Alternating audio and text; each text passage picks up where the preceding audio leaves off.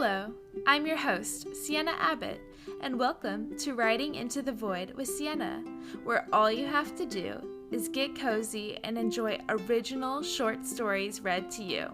Without further ado, here's this week's episode. Enjoy! Hello, welcome to this week's episode. I'm so happy to be here. I'm sorry that this episode is coming out late if you are in the present live listening, I suppose. I was traveling and I am back in Texas and I'm so happy to be home. I have missed this place for sure. So I hope everyone is staying safe and having a relaxing time.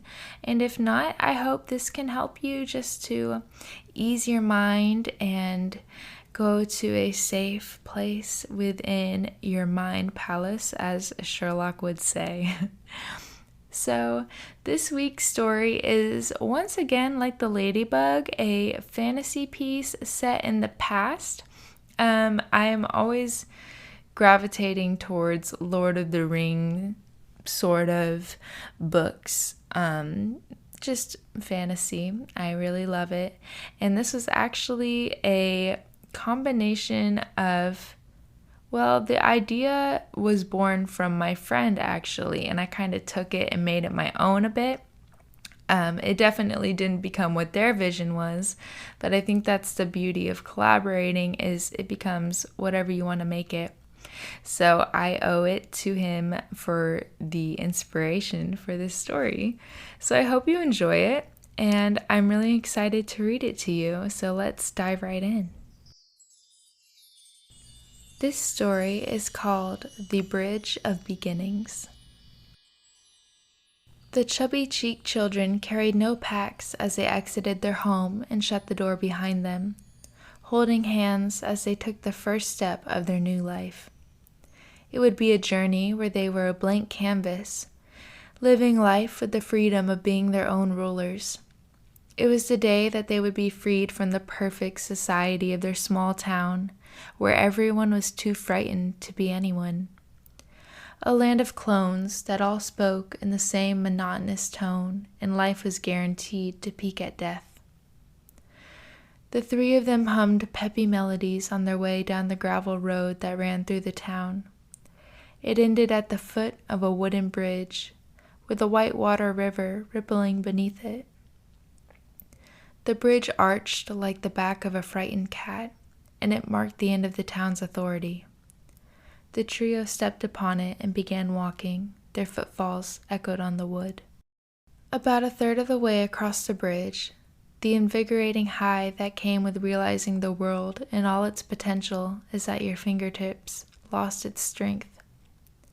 Joey's mind began to romanticize what he was leaving. The manicured lawns, the sweet and smoky smell of fire that floated in the air during the nights. He recalled the decadent selection of chocolate crafted by chocolatiers he had bargained from the local vendor.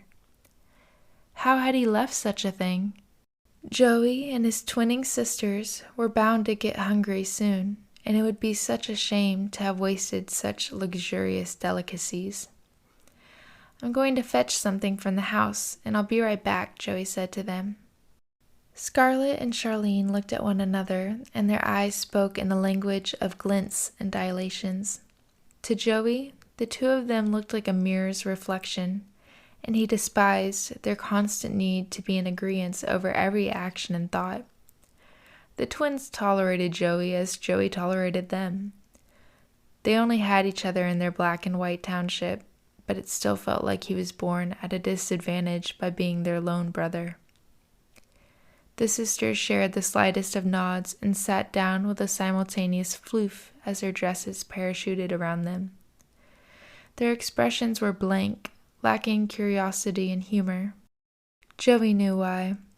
They had made a pact, set down rules to not carry anything from the past except their souls, body, and the clothes on their backs. But a snack was temporary, a need, not a belonging. It would be the sin of angels themselves if he didn't make good use of those confectionaries. Ignoring the girl's icy eyes, Joey turned back into the direction of their old house. He salivated at the ghost of the dessert melting in his mouth. He left his twin sisters sitting on the bridge and reminded himself they would be grateful for a little rest before continuing on. After all, they had no specific end destination besides hoping they would stumble upon a welcoming city unlike their childhood home. He'd even share some of the chocolates with them when he got back.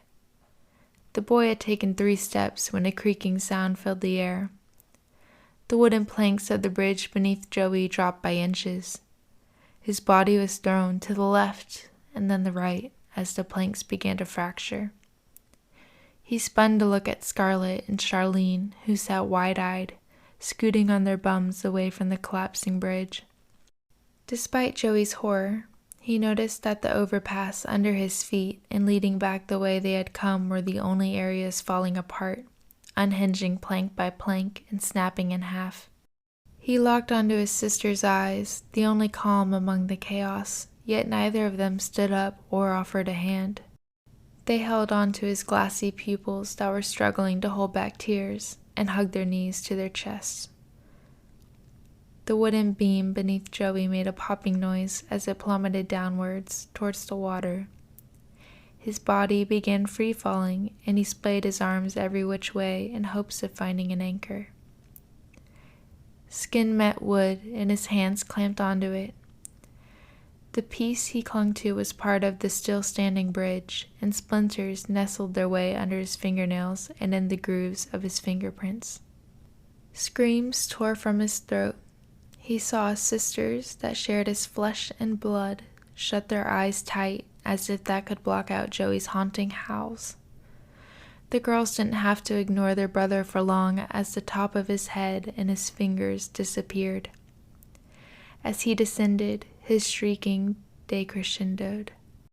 A weak sploosh sounded below, followed by other splashes as dangling planks of wood gave up the fight against gravity as well. 1/3 of the bridge looked like a tornado touched down on the structure.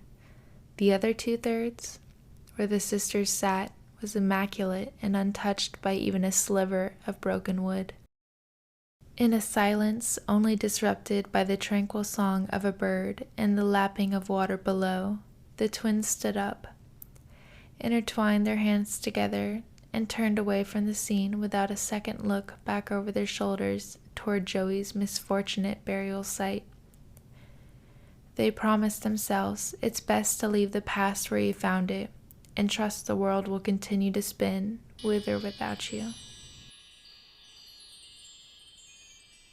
And that has been The Bridge of Beginnings. I enjoyed writing this because I kind of had to remind myself about leaving things in the past, and that's really the moral of the story, is some things have to be left in the past, and that's okay because sometimes the future is what you need to be looking towards, and of course enjoying the present moment and the journey to get to where you want to be. I think we can all remember that whenever we start beating ourselves up over regrets and past decisions we've made. But I hope you enjoyed the story, and it was another shorter one, but I had a really fun time writing it and reminding myself of the joys of the world, and I made myself hungry thinking about chocolate. I could really use some chocolatier chocolate right now. I think we all could. But anyways, I hope you have a wonderful week, and I will see you next Tuesday, or I'll talk to you next Tuesday. And in the meantime, please subscribe to wherever you're listening to this podcast. It would mean the world. And if you could write a review, that would be so wonderful. Thank you so much. And I can't wait for the next story. I hope you feel the same. See y'all later. Bye.